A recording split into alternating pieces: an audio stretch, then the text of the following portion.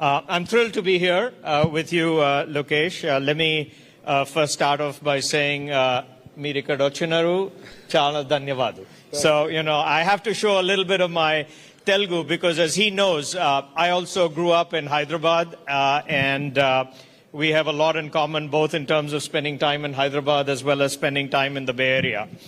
I'll start off with a little bit of a story, and then maybe I'll get into the questions for him. When I left 40 years ago for the United States, I was in this small town called Hyderabad and Sikandrabad. It was the Twin Cities. And when I left and I went to the U.S., virtually nobody knew where Hyderabad was on the map in terms of where it was in India. But it was the vision of Sri Naidu that by the time I came back a few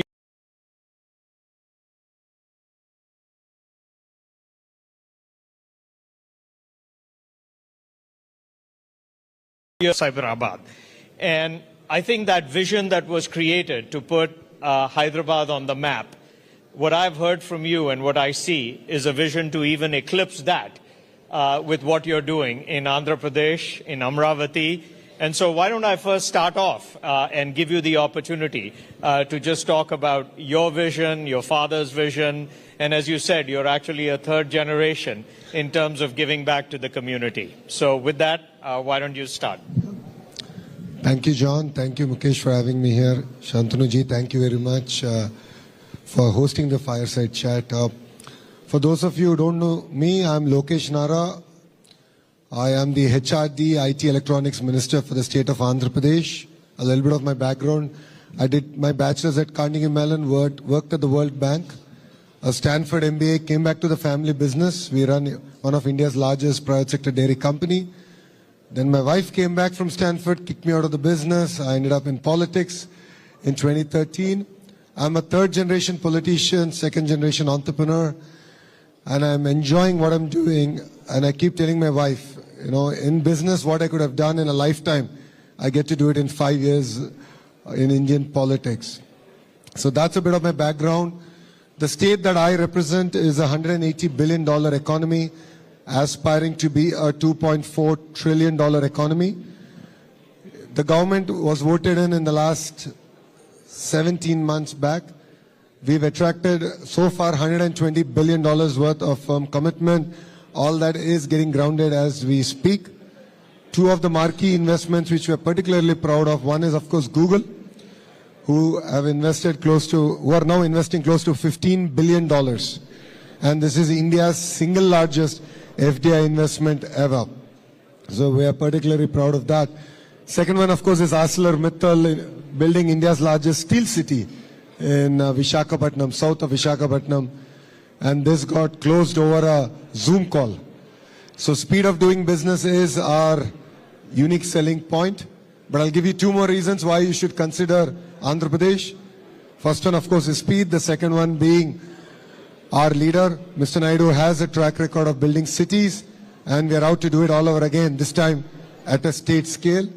Third is, in India, I'm sure you would have heard of double engine Sarkar, which is the federal and the state government being from the same political establishment. Yes, there are quite a few double engine Sarkar states, but there's only one double engine bullet train Sarkar, and that is in the state of Andhra Pradesh, under the leadership of Honorable Prime Minister. Under the leadership of the Honorable Prime Minister Shri Narendra Modi ji, Andhra Pradesh is spearheading all the reforms that Government of India wants us to deliver. All of you would have heard the term Namo. That's Narendra Modi.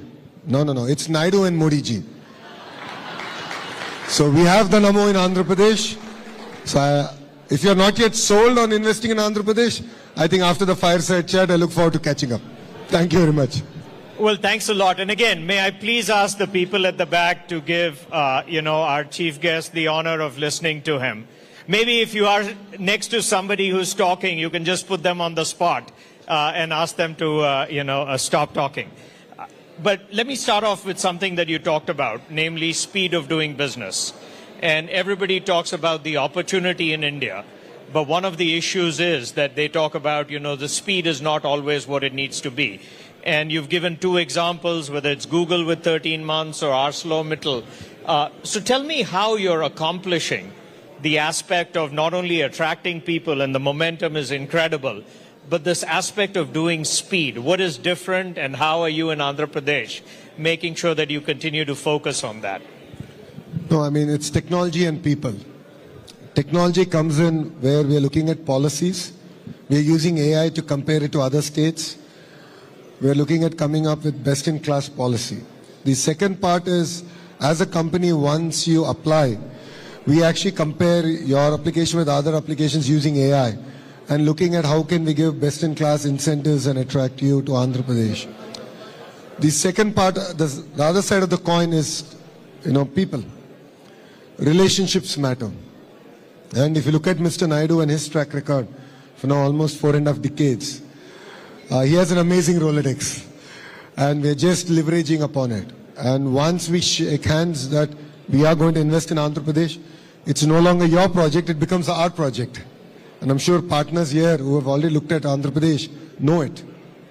We create a WhatsApp group. I'm sure Meta is happy with me mentioning WhatsApp here.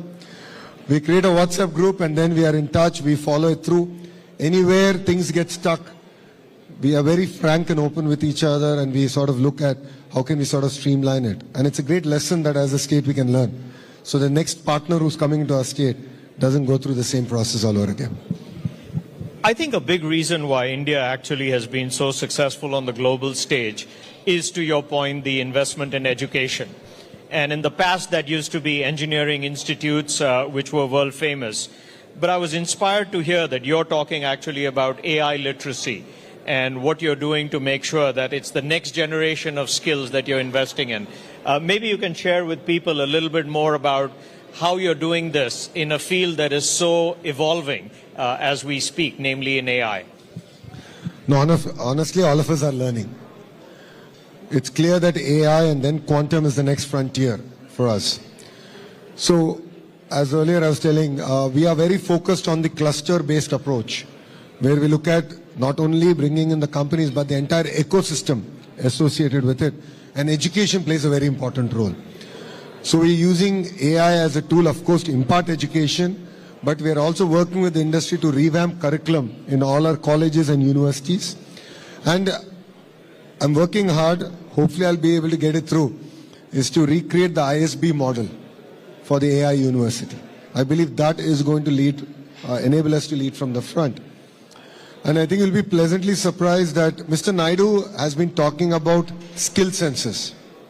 While other political parties talk about caste census, we are talking about skill census. It's easy said than done because we need to skill assess across multiple traits. Mr. Naidu is a great visionary. I mean, all of us can accept that. But then execution falls on people like me. So he said skill census. I said, great. I was so excited. I tried it and I failed the first time. I did it in my own constituency. But now you'll be surprised to hear we're using AI.